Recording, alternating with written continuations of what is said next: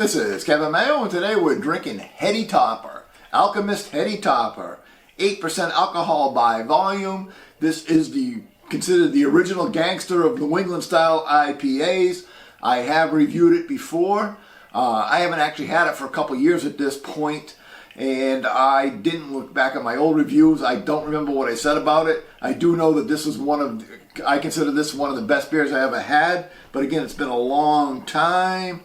I'm trying to see if there's a date on the bottom of it. There is 3/23. It looks like that it was. So it is, what, 2 weeks old? 2.5 weeks old?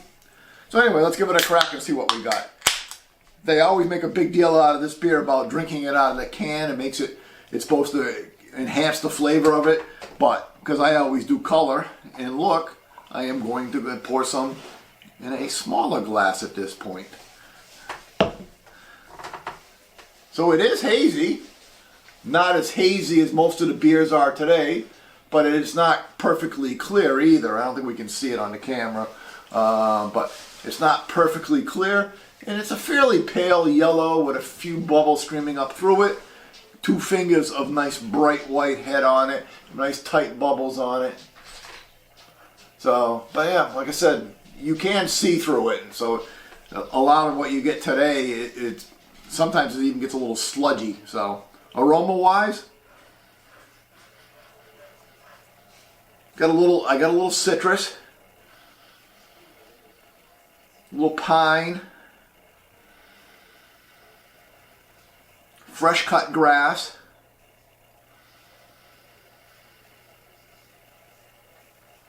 maybe a hint of mango. So, cheers.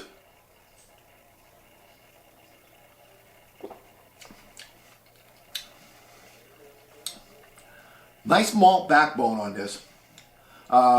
Finishes a little bit bitter.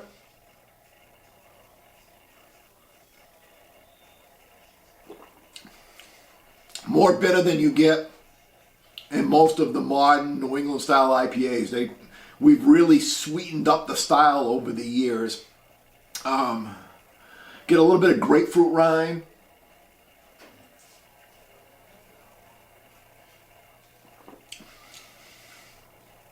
Yeah, nice malt backbone, quite bitter. I'm not really picking up a lot of other fruity flavors, it's not what I remember.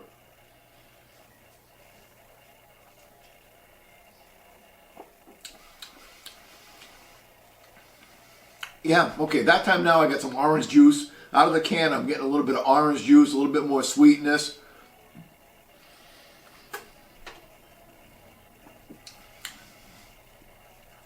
The grapefruit rind. Do not get any of the pine that I get out of the aroma. I don't pick up any of that in the flavor profile.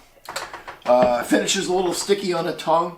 Really surprising at how bitter this is. I did not remember that at all in this beer, but when this came out, West Coast was all the rage.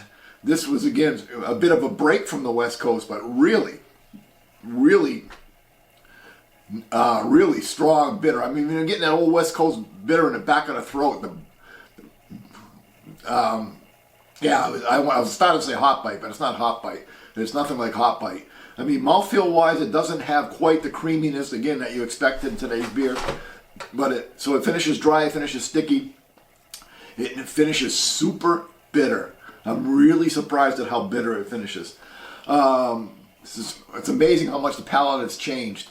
This is a beer that I would like now. I wouldn't love it. I'm not going to score it. It's not.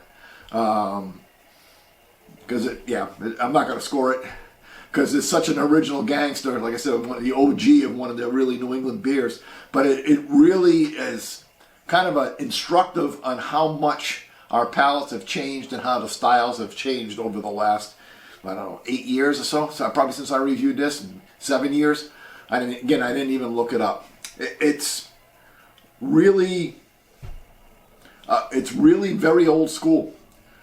Really old school.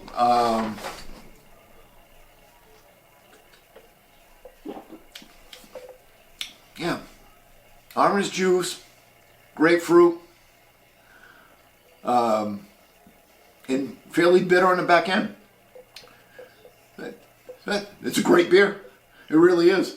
Like I said, I'm not scoring it. I'm just trying to figure out how to end the review. I guess till next time, keep drinking.